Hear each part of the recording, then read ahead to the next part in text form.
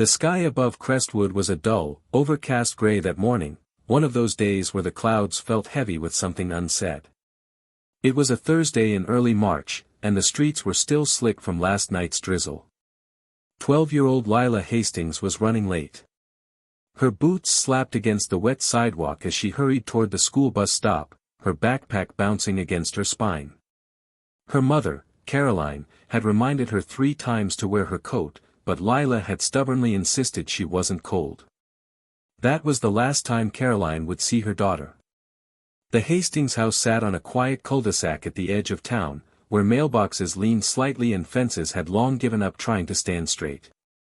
The path to the bus stop was familiar, past the Hanleys' faded yellow house, across Maple Avenue, and through the shortcut between 2 large hedges that led to Chestnut Road. From there, the bus picked up children at precisely 7:18 a.m. But Lila never made it to the corner that day. At 7:45, Caroline got a call from the school secretary asking if Lila was feeling sick. Confused, Caroline insisted her daughter had left home on time. When they double-checked the attendance list, her name was marked absent. It was just a clerical error, surely. Maybe she'd gotten confused, maybe she was with a friend.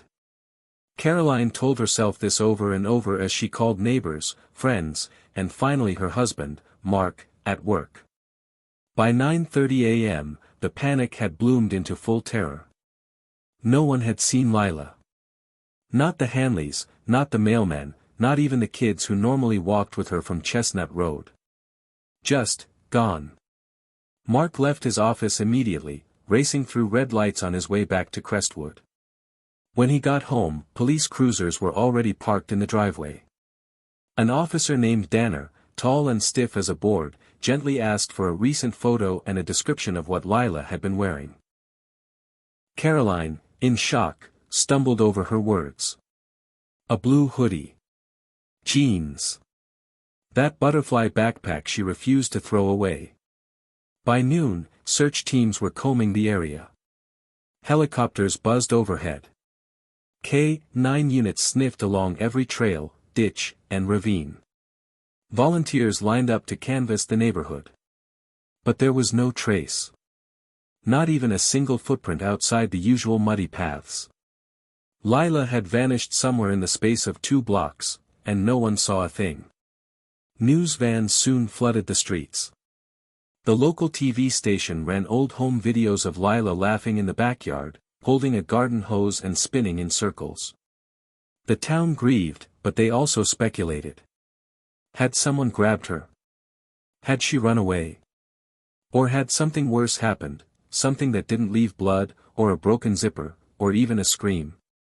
As night fell, Caroline sat on Lila's unmade bed, hugging the stuffed bear her daughter had slept with since she was 5. She didn't cry. Not yet. There was still a chance, there had to be.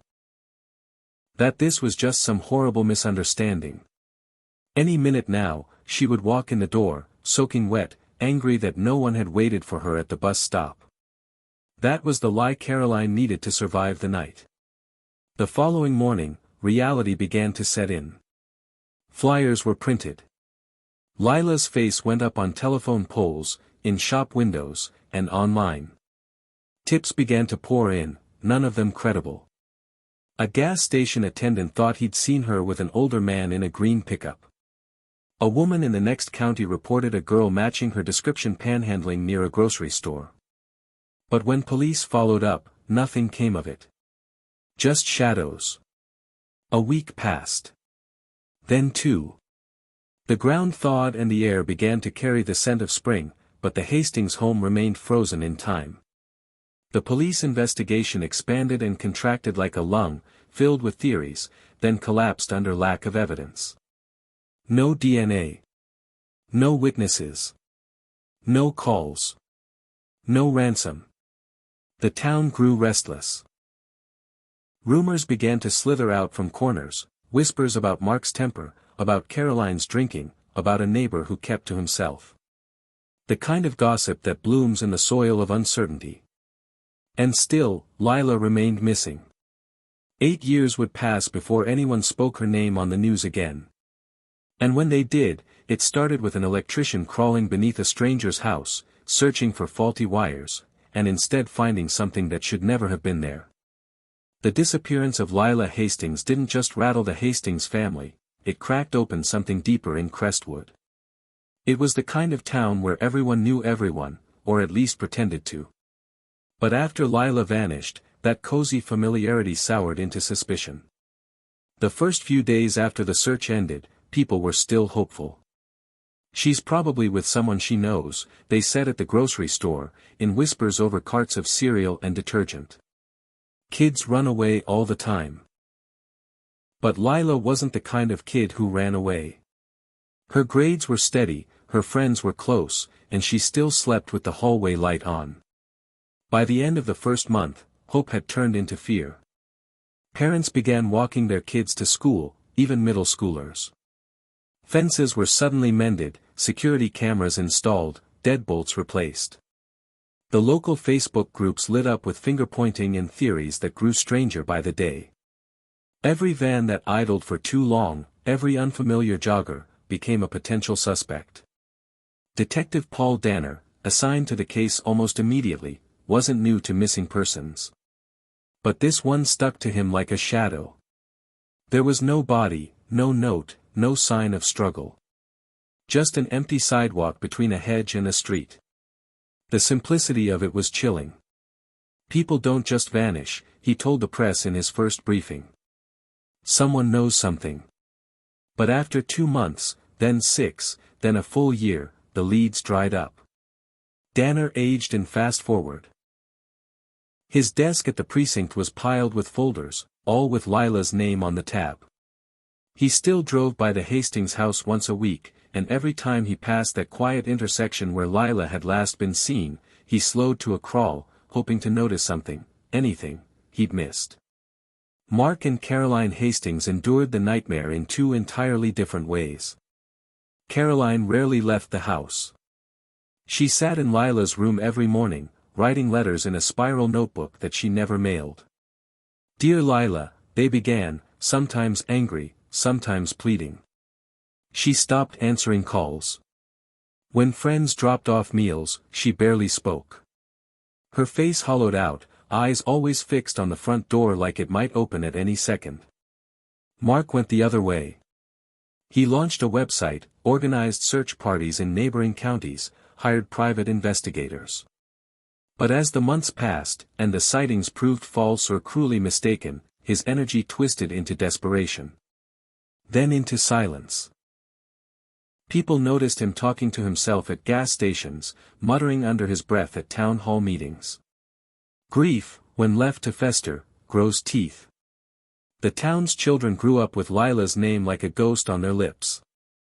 For years, her empty seat at Crestwood Middle School sat untouched. Her class photo, with her gap-toothed smile, hung in the school hallway with a ribbon tied to the frame. Teachers paused when they said her name on the roster and quickly corrected themselves. Time moved forward, but Lila didn't. Around the 2nd anniversary of her disappearance, an anonymous tip came through the police hotline. A man's voice. He claimed he saw a young girl tied up in the back of a pickup near the old sawmill outside of town. For a brief, wild moment, the energy returned. Danner led a full raid with sniffer dogs, floodlights, and dozens of volunteers. But there was nothing. The mill had been abandoned for decades. Eventually, people stopped asking what happened to Lila. Not because they forgot, but because they couldn't bear to wonder anymore. That corner of Maple Avenue became a scar on the town. New families moved in, unaware of what had happened, and older ones left quietly. By the 7th year, the story had faded from newspapers, overtaken by newer, flashier tragedies. Caroline stopped attending the yearly memorial walk. Mark sold his car and began walking to work, head down, almost invisible. Their marriage, once tense with shared grief, had grown cold and distant. The only thing keeping them in the same house was the unspoken agreement not to leave in case Lila ever came home. Then came the call. It was a Wednesday morning in mid-April. A contractor named Lucas Trent and his assistant were working a routine rewiring job in the crawlspace of a bungalow 5 miles from the Hastings home. The property had just been bought by a young couple planning to renovate. The crawlspace was tight, maybe 3 feet high, with the kind of stale, moldy air that clung to skin. Lucas had to drag himself on elbows to reach the junction box. But when his flashlight passed over a rotted wooden plank near the back corner, he saw something strange, too regular to be debris, too clean to be animal remains. He brushed off the dirt. And froze. Lucas didn't speak for a long time when police arrived. He just pointed under the house, his face pale and sweat-slick. The officers ducked inside. There was silence. Then came the radio call, "We've got something. It's human." What they pulled out that day wasn't a full skeleton. Not yet. But what was there was unmistakably human, the edge of a small shoe, pink and faded with time. A rib cage. A strip of frayed denim. And caught under a rusted pipe, torn and stained, but still visible, was a piece of fabric that had once been sky blue. It was Lila Hastings. Or what was left of her. And the crawlspace she'd been hidden in. It belonged to a house that had been rented out, off and on, for years. And one of the names on the rental records would soon bring everything crashing down. Detective Paul Danner stood just outside the yellow tape, arms folded tight, jaw clenched. He hadn't slept since the discovery. The forensic report was still in progress, but the personal items found beneath the crawlspace, especially the shoe and the blue fabric, were enough for him.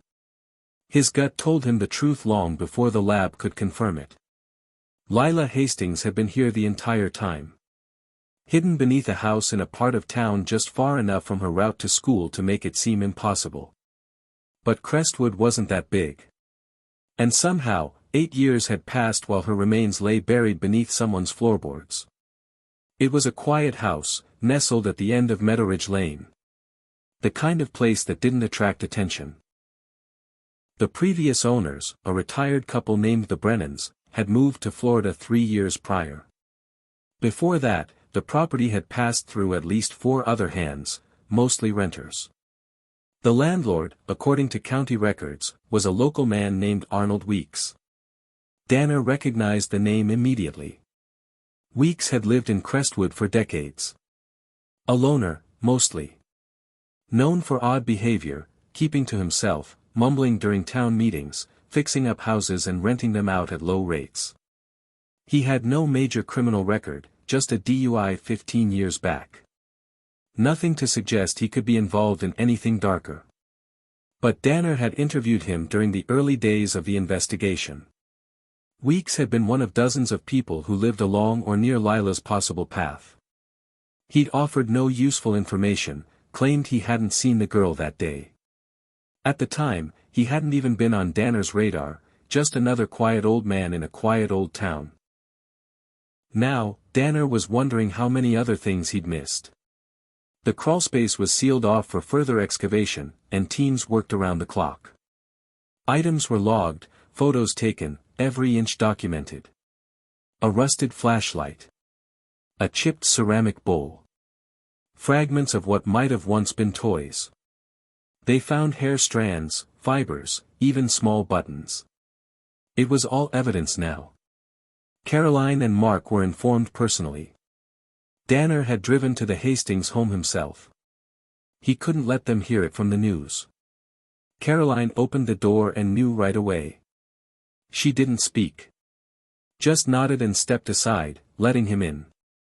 When he told them the discovery had been confirmed as Lila, Caroline closed her eyes and pressed her hand to her mouth. Mark didn't say anything at all. He just sat on the edge of the couch, staring down at the floor, his knuckles white against his knees. Neither of them cried. There were no tears left. Was she? Caroline started, but the words didn't come. Danner didn't push her. He told them everything they knew, about the electricians, the crawlspace, the location of the house. And about Weeks. Caroline asked if she could see the place. Danner gently told her no. The next day, news vans were back in Crestwood, just like before. Only this time, they had a story. Remains believed to be missing girl found after 8 years, flashed across the country. The house on Meadowridge was splashed across headlines. Journalists swarmed old neighbors. Everyone had a theory. A memory. A rumor they suddenly remembered. Danner got a warrant and tracked down Arnold Weeks. He lived in a small trailer outside of town now, barely more than a shack tucked behind an overgrown field. When Danner and his team arrived, Weeks was sitting on a cracked plastic lawn chair, feeding pigeons with stale crackers. At first, Weeks acted confused. Nervous, but not surprised. "I don't own that place anymore," he said. "Haven't in years." "But you did," Danner reminded him. "In 2017.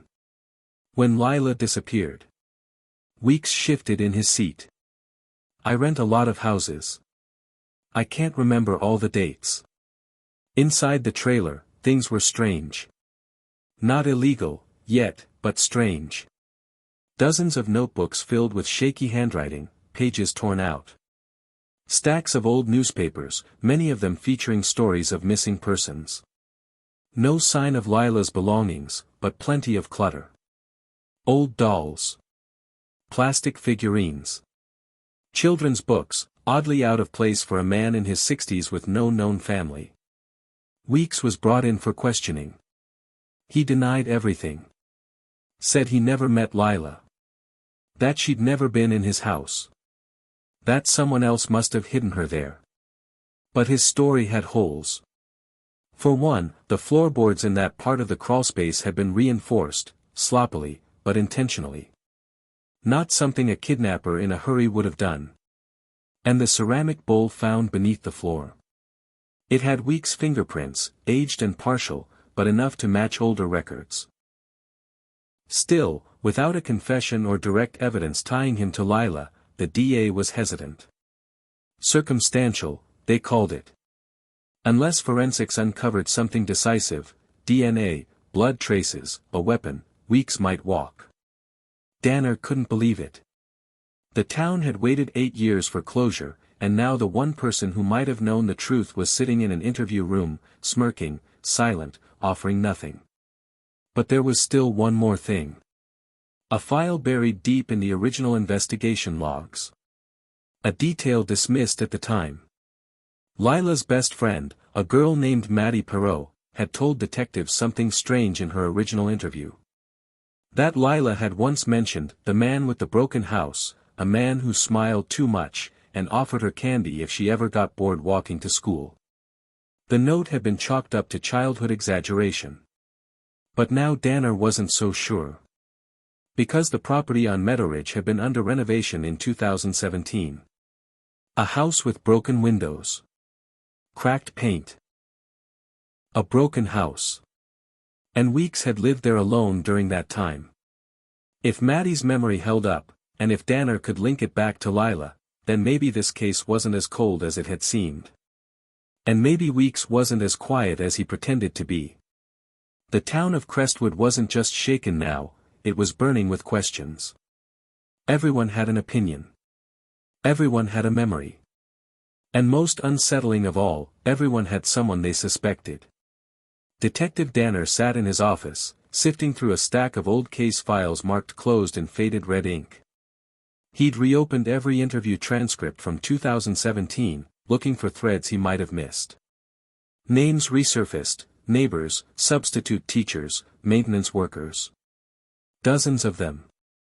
And now that Lila's body had been found, each of those people needed to be looked at again with a colder, sharper eye. At the top of the list, Arnold Weeks. The evidence against him was still circumstantial, but it was growing. The crawlspace was accessed from a narrow panel behind the furnace. It wasn't visible to anyone casually walking through the home. Someone had to know it was there. And the bowl with his fingerprints? That was likely used for food. Human food. Someone had fed her down there. That one fact hit Danner like a punch to the chest. Lila had been alive for some period of time under that house. How long? The forensics team was working on that. Bone analysis, stomach contents, if there were any left, growth plate estimates. But everything was degraded. Time had stripped away most clues. It was possible she survived for days, maybe even weeks. And no one knew. The press latched onto this. Girl may have been held alive beneath house, was plastered across headlines. The story turned national again. Podcasters called the police station demanding interviews. True crime forums exploded with theories. Everyone was suddenly an expert. Some blamed Weeks. Others insisted he was being set up. A few went even further, claiming Lila had been taken by a network, part of something bigger, something darker.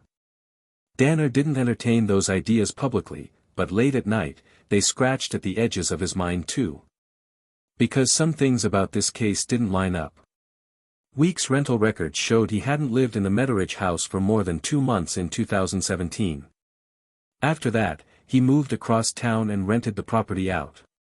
The tenants after him reported nothing strange, no odd smells, no unusual noises. And the couple before the most recent owners? They had lived there for 5 years without complaint. So how was Lila hidden so well for so long? That's when Danner considered the terrifying possibility, the body hadn't been there the whole time. Maybe she had been taken elsewhere and returned later. Maybe the crawlspace wasn't her original resting place at all. It would explain why none of the previous tenants noticed anything. And if Weeks didn't put her there, who did? Caroline and Mark Hastings weren't answering media requests. They'd withdrawn again, this time even deeper than before. A memorial was planned, Crestwood would hold a candlelight vigil in the town square, but Caroline declined to attend. Mark went alone, standing at the back of the crowd, hands in his pockets, jaw clenched tight. Some people looked at him sideways, as if suspecting something unspoken. After all, hadn't there always been whispers? Danner had considered that route early in the case. Mark Hastings had been questioned extensively. Alibis checked. Devices examined. Nothing had stood out. But now, in light of the crawlspace discovery, everything needed revisiting. He re-interviewed people close to the Hastings. Friends. Teachers. Caroline's sister, Amy. All of them described Lila as bright, polite, and very attached to her parents. No signs of abuse. No sudden changes in behavior. Except for one minor detail, a diary entry. A single torn page found in Lila's school notebook. Sloppy handwriting. Likely written quickly. It read. Don't like walking past the broken house. He watches. Smiles too much. Told Maddie I'd take the long way tomorrow. It wasn't signed. But it had a small sketch in the corner, a squiggly drawing of a man with large teeth and what looked like a flashlight. Danner showed it to Maddie Perot, now 20 and in college. She gasped. That's what she called him, the flashlight guy. Said he always had one hanging off his belt. Arnold Weeks often worked on houses at night. Contractors remembered him using a belt-mounted flashlight. But still, no proof he'd ever spoken to Lila. Or that she'd entered his house. And then came a break. A retired postal worker named Glenn Withers called in, having seen the news. He used to walk a delivery route along Maple Avenue. That old guy? Glenn said. Yeah, I saw him a few times around the time that girl disappeared. Gave me the creeps. But what I remember most was seeing a light flickering under the crawlspace vent one night. Thought it was a rodent or something. Now I'm not so sure. The light under the vent. That matched something the electricians had said too. One of them had noticed an odd black ring of soot around the interior wall. Like an old lantern had been used repeatedly. So someone had been in that crawlspace for longer than just a few days. Lila hadn't just been dumped there. She'd been kept. Danner assembled his team and pushed for a deeper warrant. They needed Weeks' DNA. His home. His past employers. Everything. They also discovered something else. Weeks had once been part of a handyman crew working inside Crestwood Elementary, Lila's school, during a summer break 2 years before she vanished. He would have had access to schedules, maybe even building plans. He'd seen kids coming and going. And in one of his old storage lockers, tucked in a dusty box filled with faded tools, was a photo. A blurry Polaroid of a girl. It was hard to make out. The image had yellowed, and the edges curled from moisture. But the girl's face, her expression, was unmistakable. It was Lila. And she wasn't smiling. The photo changed everything. Detective Danner stared at the Polaroid for nearly 10 minutes without moving. The image had been found at the back of a rusted metal toolbox in Arnold Weeks' storage locker. It was the only photograph in the box, wedged between a broken tape measure and a pair of cracked safety goggles. Lila's face stared directly into the lens, wide-eyed, expressionless, lips parted slightly like she'd been caught mid-breath. Behind her, the background was shadowed and vague. Possibly a basement. No windows. The light washed everything in a harsh yellow tint. There was no timestamp, no writing. But the photo didn't need any. Forensic tech scanned it for prints, markings, anything. Nothing definitive came back. The age of the print made analysis difficult. But Danner didn't need a lab to tell him what his instincts already had. This was taken after she went missing. It proved Lila had been alive, long enough to be photographed, and that Weeks had lied.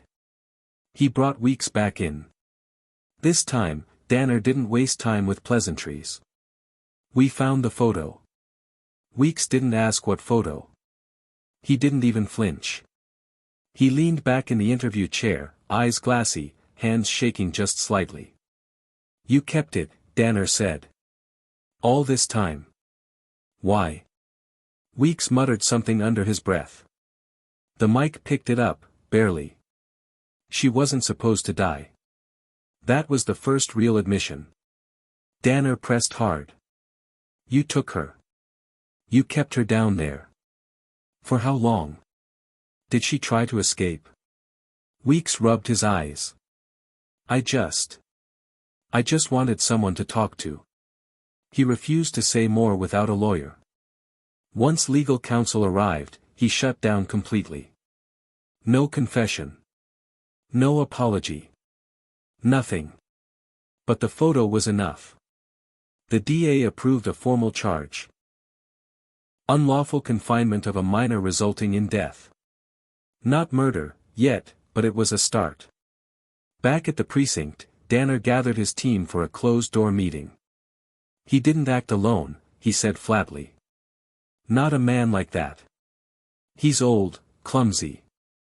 The Crawlspace setup, it was reinforced, hidden, maintained. That takes planning. Maybe even someone watching the house while he worked. There's someone else. Maybe more than one.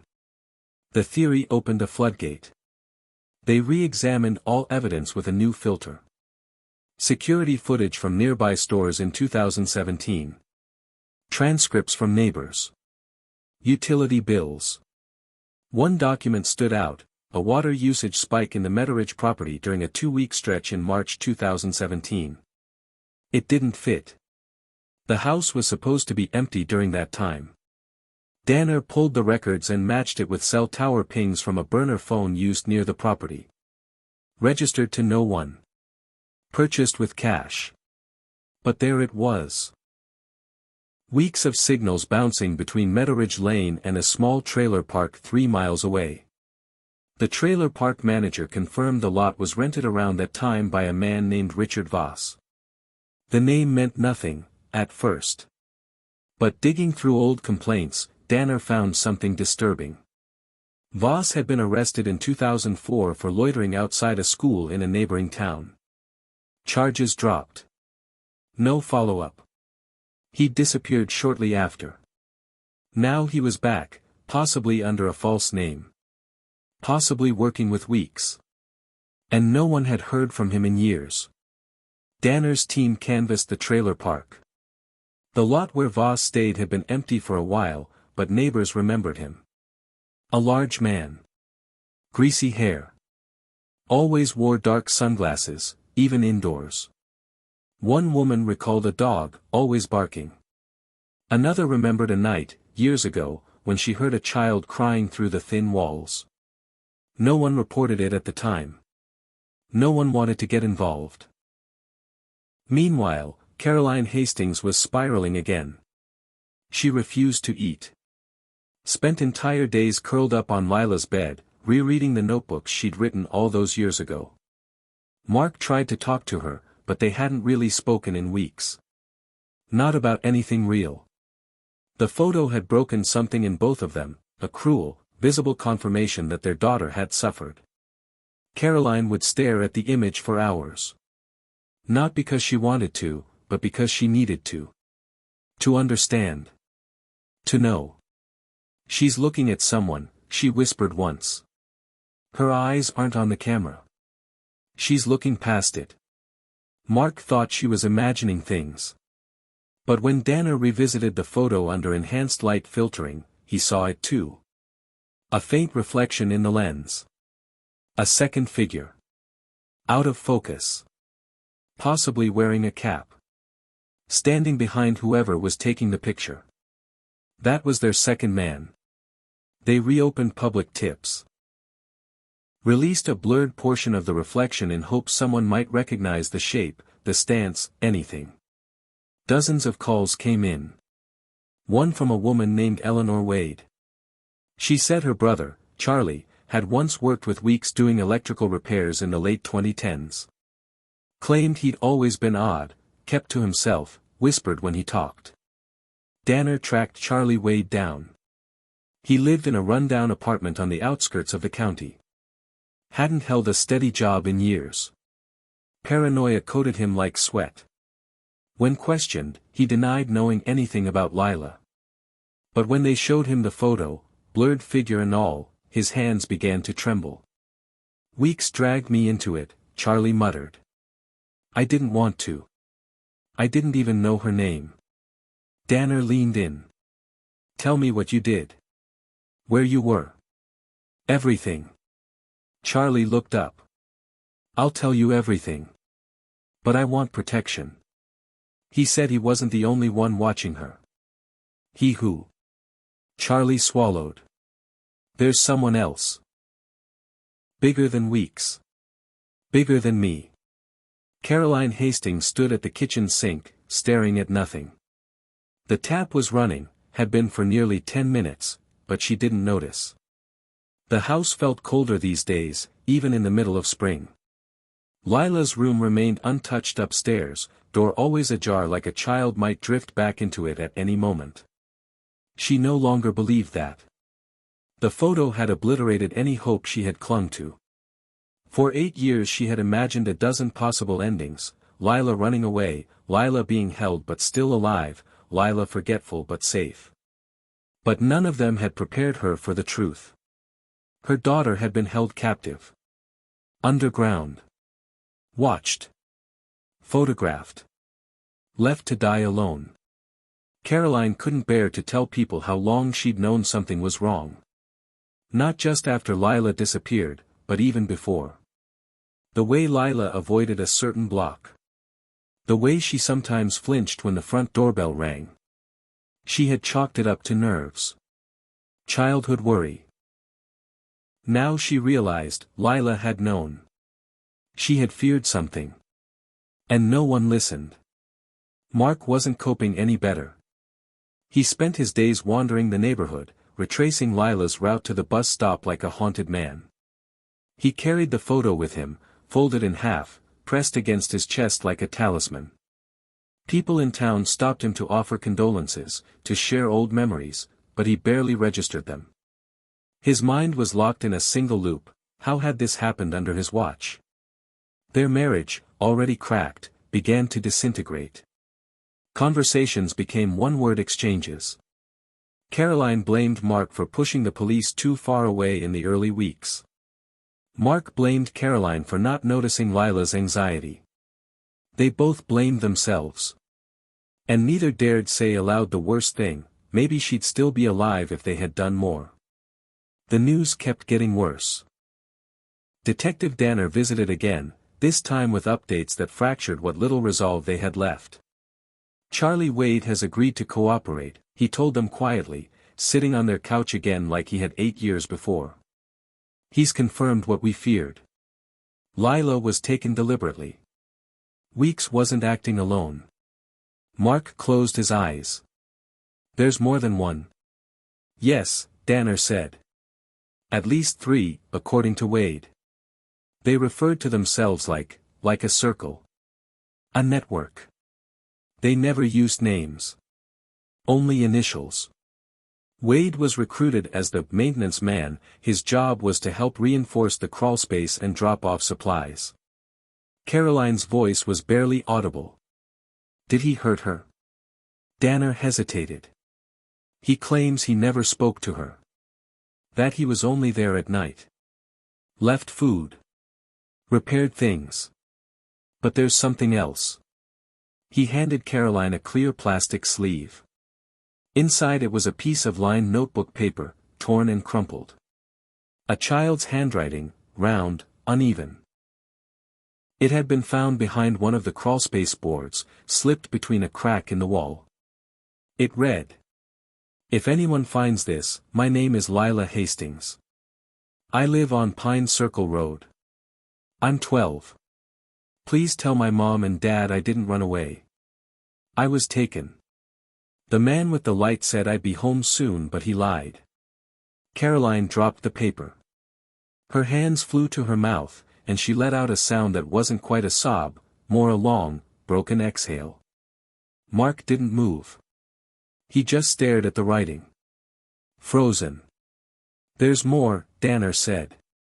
"We believe one of the others involved is still in Crestwood. We haven't identified them yet. But Charlie said he received cash payments, always in an envelope, always left in the same spot." "Where?" Mark asked sharply. "A crawlspace at a different property. A vacant one that Weeks also owned. It's being searched now." Caroline stood suddenly. "You said she was alive, didn't you?" "For a while." "Days? Weeks?" Danner looked down. "Yes. And no one heard her?" "No one came forward. If they did, it wasn't reported." She stared out the window, then whispered, "This town let her rot under their feet." Danner didn't reply. Over the next several days, everything in Crestwood changed. Rumors spread about a ring of men who had once worked as city contractors, utility workers, landlords. All connected loosely to Weeks. Former employees. Old friends. Danner and his team began calling in dozens for questioning. Some lawyered up immediately. Others fled town. One man tried to set fire to his own storage shed, but firefighters intervened before it could be destroyed. Inside, they found binders, photographs, notes, even pieces of clothing. Among them, a butterfly hair clip identical to one Lila had worn. For the Hastings, the weight of it all was unbearable. Caroline moved into her sister's home across town. Mark remained at the house, still holding out for some kind of redemption. They didn't divorce, not officially. But they didn't speak either.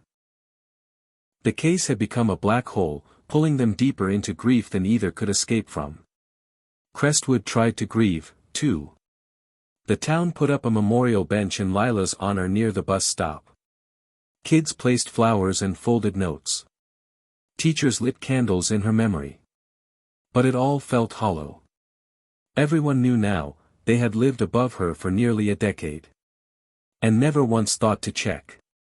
Danner didn't stop. He pressed Charlie Wade for more names, more details. Eventually, Wade mentioned a name in passing, someone referred to only as M. Always left the cash. Never spoke. Drove a black van. Public records showed a former Crestwood police officer, now retired, owned a vehicle matching that description. His name had appeared once in the early investigation. He'd helped review security footage. And no one had looked twice. Until now. Danner's eyes narrowed as he stared at the file. This wasn't over. Not by a long shot. The quiet of Meadowridge Lane had long since been shattered. What was once just another sleepy street in Crestwood had become a landmark of horror, a symbol of everything the town failed to see. The crawlspace had been sealed, the property condemned. Yet even now, years after Lila Hastings disappeared, the memory of her echoed in every corner of the neighborhood. And now, with fresh suspects, it echoed louder than ever.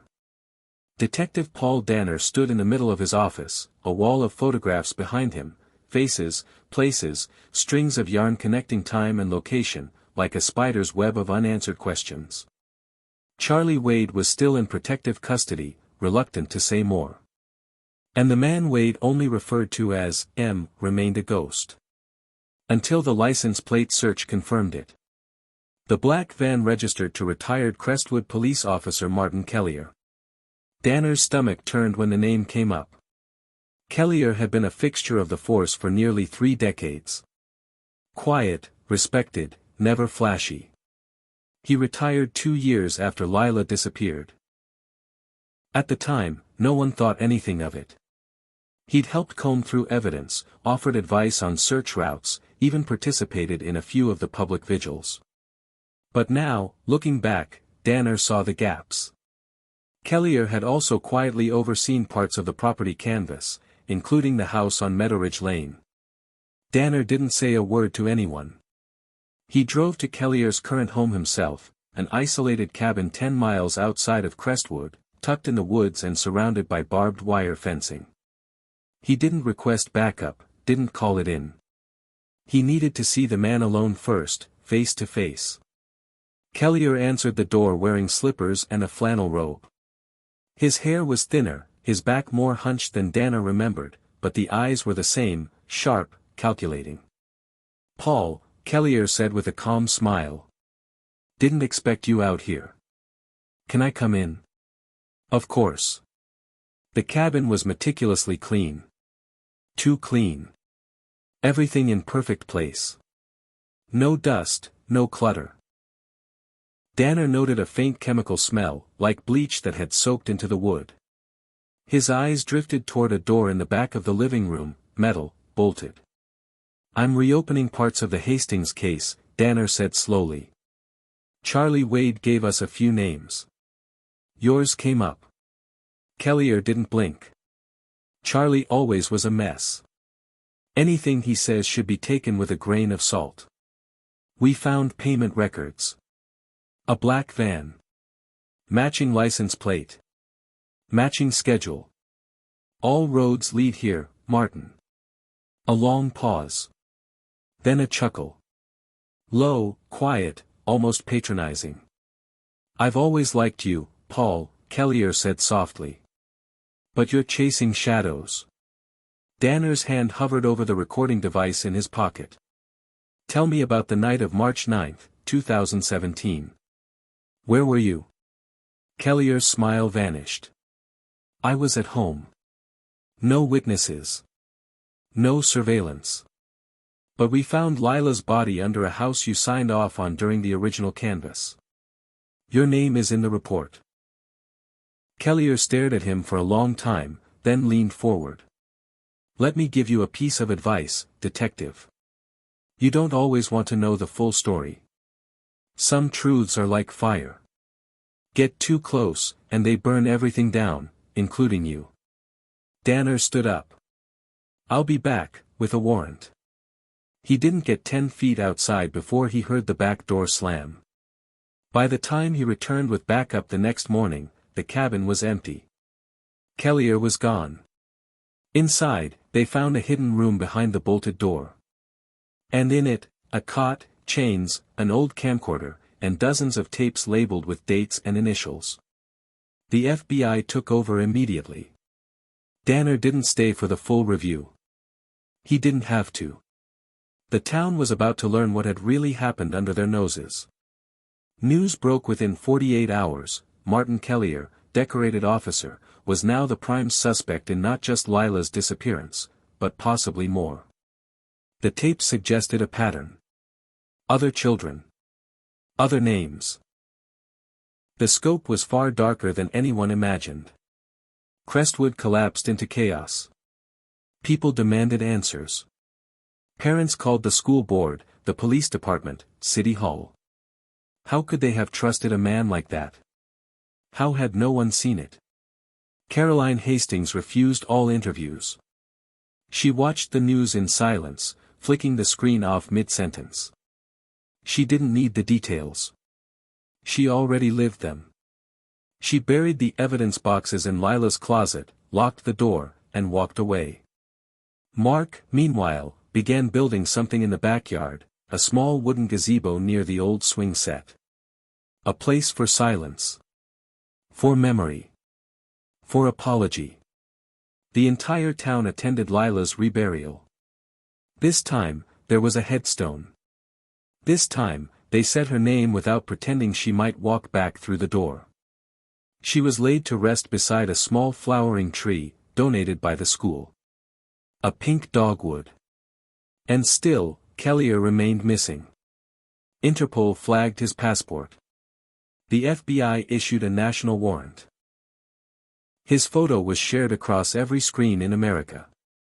But like a ghost, he disappeared, into woods, or into silence, or perhaps into the same darkness he had once created beneath a crawlspace. But the case wasn't over. Not by a long shot.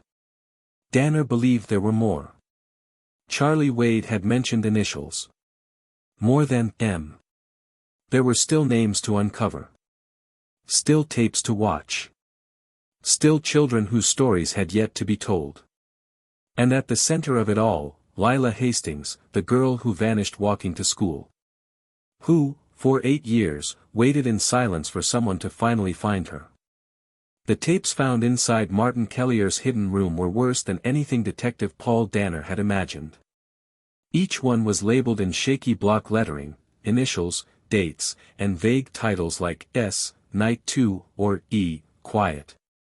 The FBI took possession of them immediately, storing them in a secure facility while digital forensics began the slow, excruciating process of cataloging and reviewing. But one tape never made it to the evidence locker. Danner had slipped it into his coat before the FBI arrived. He knew it was a violation. But he also knew this was personal now. Lila Hastings had become more than a case to him, she was a wound the whole town carried, and the truth wasn't going to come through red tape or courtroom testimony. It had to come from someone who gave a damn. He didn't watch the tape right away. It took him 3 days just to build the nerve. When he finally did, it was 3:14 a.m. He sat alone in his living room, shades drawn, heart thudding in his throat as he pressed play. The screen lit up with static. Then, an image. A small room. Pale walls. No windows. A girl sat in the corner, knees pulled to her chest. It was Lila. The date on the timestamp was 3 weeks after she disappeared. She didn't speak. Just rocked gently, as if humming something silently to herself. After a minute, a voice, male, distorted, entered the frame. Not Kelliher. Different cadence. Slower. Do you remember what I said? The voice asked. Lila nodded faintly. And you're going to be quiet today? Another nod. Then, mercifully, the tape ended. Danner ejected it, hands trembling. He placed it in a steel lockbox and slid it into the floor safe beneath his bookshelf. He wouldn't tell the FBI, not yet. Not until he could connect the second voice to a name. Because there was something else Kelliher had left behind before he vanished. A notebook. Tucked beneath a false drawer in the desk, it was filled with names, symbols, fragments of what looked like codes. SW appeared repeatedly. So did the phrase, under the bell tower, and a series of numbers Danner didn't recognize, possibly GPS coordinates, or worse, dates and victims. Among the pages, one sentence had been circled in red ink multiple times. The door was never locked. That line stayed with Danner all week. It haunted him. Because as he dug deeper into Kellier's past, his assignments, his property history, his family, it became clear, Kellier had access to everything. And no one had been watching him. Until now. The FBI cross-referenced the initials in Kellier's notebook with local records. Several matched with deceased or missing children in other counties. Others were still unsolved cases. But 4 of them, SR, MP, JD, TG, had no reported missing status. No files. No police reports. As far as the system was concerned, those people didn't exist. So who were they? Danner ran them through DMV records, school rosters, even social media. Nothing. Until he looked into utility accounts. A property on the edge of town, thought abandoned, was still paying minimal electric fees, just enough to keep lights running. It was listed under an LLC owned by a shell company connected to Kellier's bank records. He drove there alone.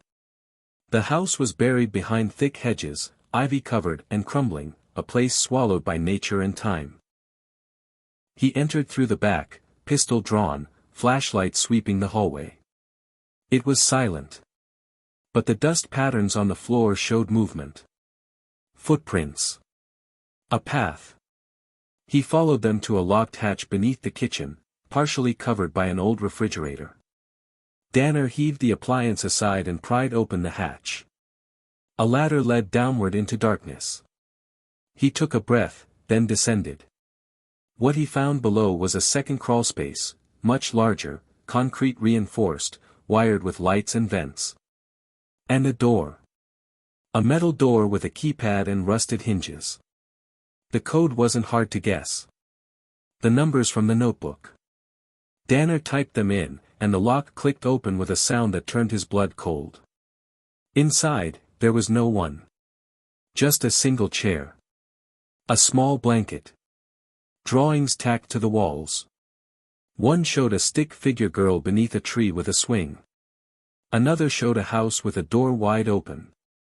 And one, drawn in red ink, was a perfect outline of a man's face. It was Kellier. Below the drawings, carved into the concrete with what must have been fingernails, were 3 words. Still down here. Danner backed out slowly, heart pounding, every hair on his arms standing upright. Someone had lived here. Recently. He called for backup, and the FBI arrived within the hour. Forensics confirmed the blankets were warm. The dust had been disturbed less than 48 hours prior. Whoever had been here knew the investigation was closing in, and fled just in time. But they left something behind. A slip of paper hidden behind one of the drawings. On it, another name. Emily P. Danner's eyes widened. Emily Parker. She'd gone missing in 2011. Out of state. Case never solved. Her photo bore a resemblance to one of the initials in Kellier's book, EP. Another victim. Or maybe another survivor. The name Emily Parker cracked the case wide open. Detective Paul Danner immediately pulled her missing person file. Emily had disappeared 14 years earlier in a rural part of Minnesota at the age of 11. Her case had gone cold within the first year, no witnesses, no leads, no body. Her parents had long since moved away, resigned to the worst. But now her name was here, in Kellier's notebook. And what chilled Danner more was what forensics found next. A partial fingerprint on the edge of the blanket in the hidden crawlspace matched a print from Emily's school record, a smudged thumbprint taken during a second-grade safety program. The lab confirmed it. Emily Parker had been in that room. Recently. The FBI sent out a nationwide alert. Posters resurfaced. Psychologists were called in. For the first time in years, hope returned to the idea that one of these children might still be alive.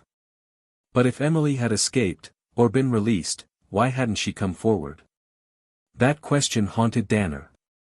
He requested surveillance camera footage from gas stations, bus depots, train stations. Anywhere within a 50-mile radius of Crestwood. Most came up empty. Until one hit. A bus depot in Franklin County, 3 hours south. Security footage showed a disoriented young woman entering the terminal barefoot, wearing a dirty hoodie, and carrying nothing but a plastic grocery bag. She didn't speak to anyone. She stood near the vending machines for over an hour. And when an attendant approached her, she ran. The timestamp? 12 hours after Danner found the crawlspace. She'd just escaped. And she was terrified. The footage was released to the media. Emily's parents, stunned and trembling, gave interviews, begging her to come home, assuring her she wasn't in trouble. Social media lit up. A handful of leads came in from people who thought they'd seen her, none confirmed. Then, one morning, Danner received a call. A nurse at a women's shelter in Ashbury, a coastal town 5 hours east, said a girl had come in overnight. No ID. No name. Just a blank stare. She didn't speak, didn't cry. But when they showed her a newspaper clipping about Lila Hastings, she started shaking uncontrollably. Danner got in his car and drove straight there. He found her sitting on a cot, knees pulled to her chest, eyes hollow and distant. She didn't flinch when he entered. She just watched him. He sat beside her. "I'm Paul," he said softly. "I'm here to help. I know who you are." She didn't respond. He reached into his coat and pulled out a photo, Lila, age 12, beaming, standing in her yard with her dog. The girl looked at it. Her lip quivered. Then, she whispered, "She was my friend." The words cracked the silence like thunder. Emily Parker was alive. Her testimony, once she regained the strength to give it, was horrifying. She had been taken in 2011 by a man in a gray van while walking home from a friend's house. She was told her parents had given her away, that no one was looking for her. She was moved between 3 houses over the years, never allowed outside during the day, always under surveillance. The men rotated. They didn't use names. They wore masks. But one of them, she said, was a pretend cop. Martin Kellier. She also remembered a girl named Lila. Said she only knew her for a short time, maybe 2 or 3 weeks. Lila had tried to escape. Twice. The second time, she was punished. They took her away, Emily said, eyes wet. I never saw her again after that. But Emily wasn't the only one. She named others, Jay, Maggie, Tommy. Some older, some younger. All held in various properties. Danner contacted missing persons departments across several states. For names matched with real cases. The FBI began cross-referencing Kellier's financial records, travel logs, and known associates. A pattern emerged. It spanned 10 years. And more than one man. The ring was real. Emily's escape blew it apart. Agents raided 5 properties over the next month. 2 in-state, 3 out. They uncovered storage lockers with child-sized clothes, handwritten notebooks, and boxes of VHS tapes. Names were redacted. Faces blurred. But the implications were sickening. In total, authorities believed at least 13 children had passed through Kellier's operation. Caroline Hastings hadn't opened the box in years. It sat in the back of Lila's closet, beneath faded backpacks and a pair of pink ballet flats she couldn't bring herself to throw away.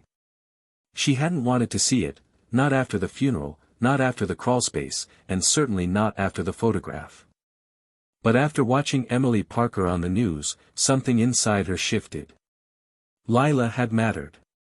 Her daughter's voice, silenced for years, had cracked open a darkness that would never close again. Caroline pulled the box out with trembling hands. Inside were Lila's notebooks, school assignments, doodles, pages of dreams she'd once had. Most of them were from before the disappearance, but one notebook was different. It had a cracked blue cover and a broken spiral ring.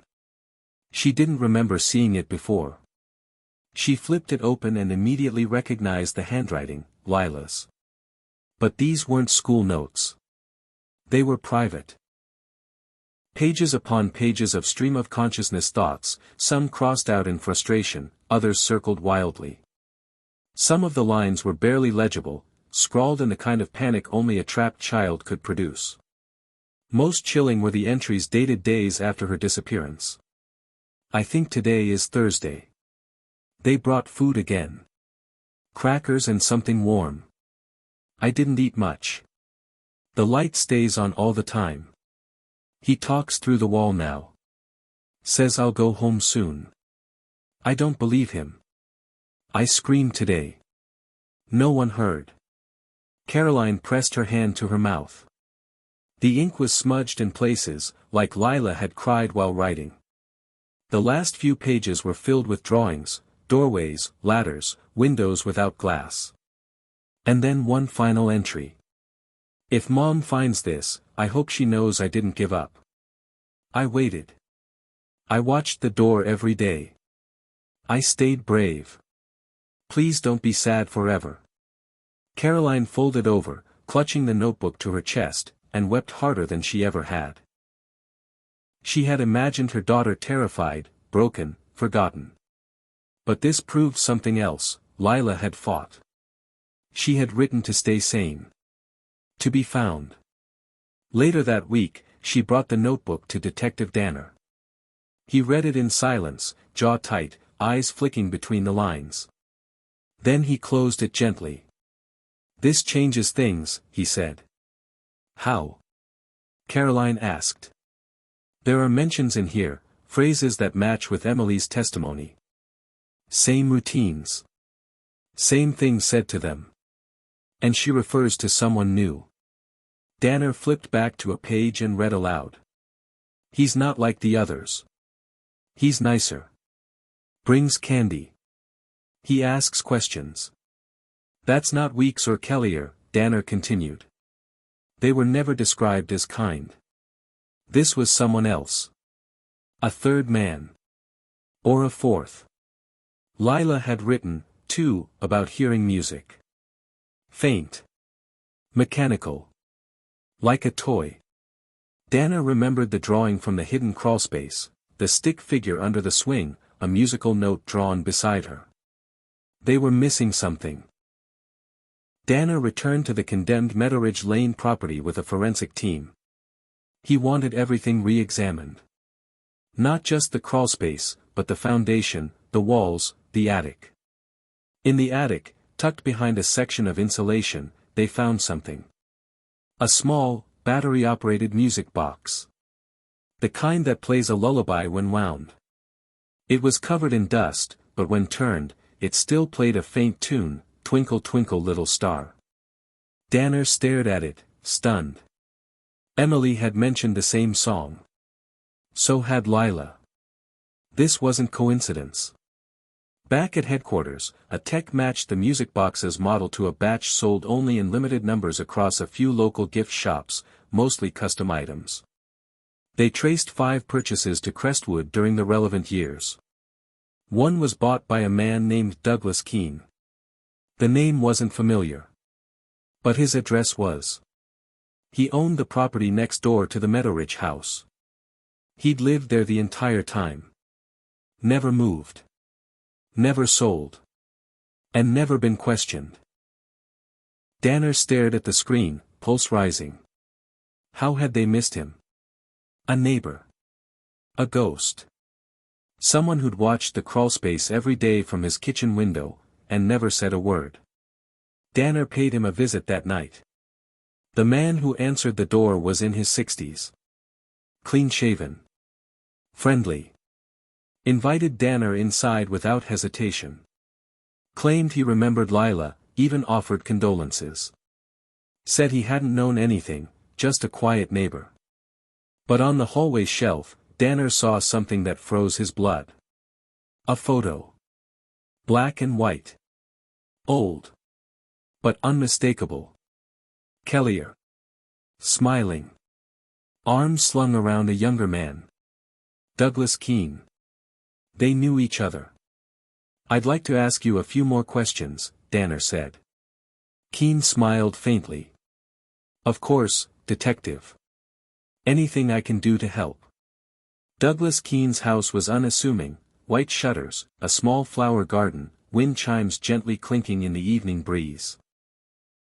To anyone passing by, he looked like a retired math teacher or someone who handed out extra candy at Halloween.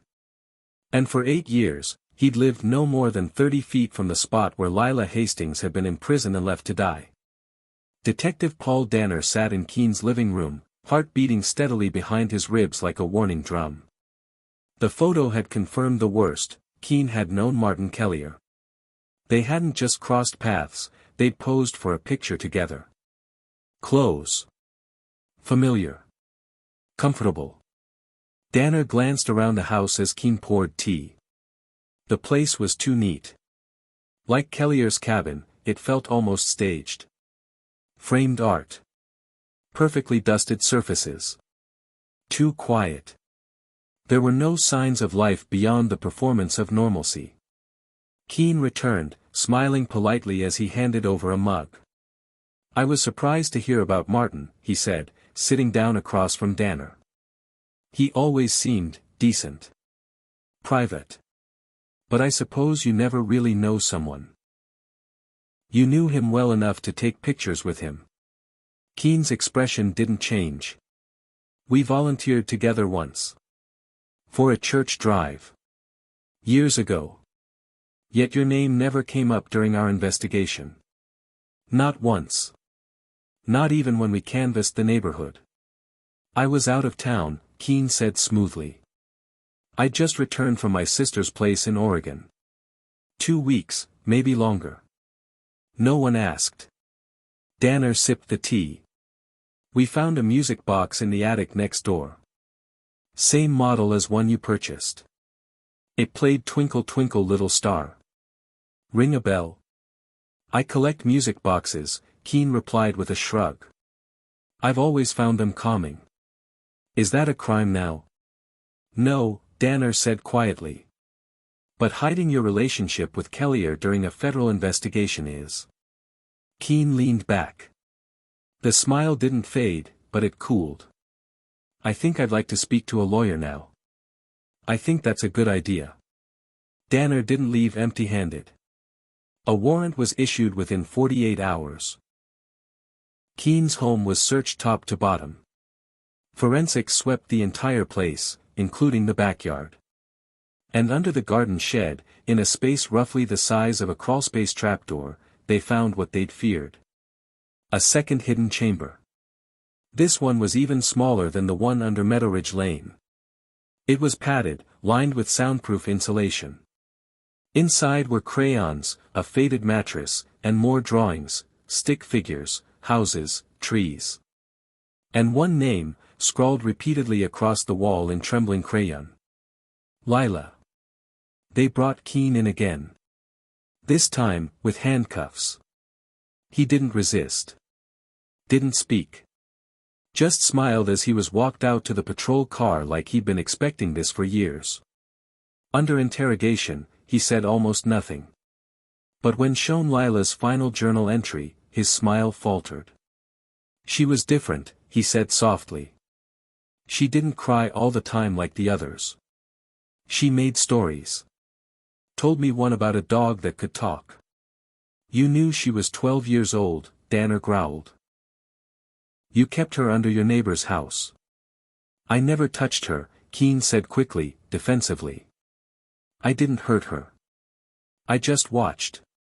I kept her safe when the others got rough. You let her die in the dark." He blinked. "I left water. I told Kellier she needed a doctor. He said it was too late."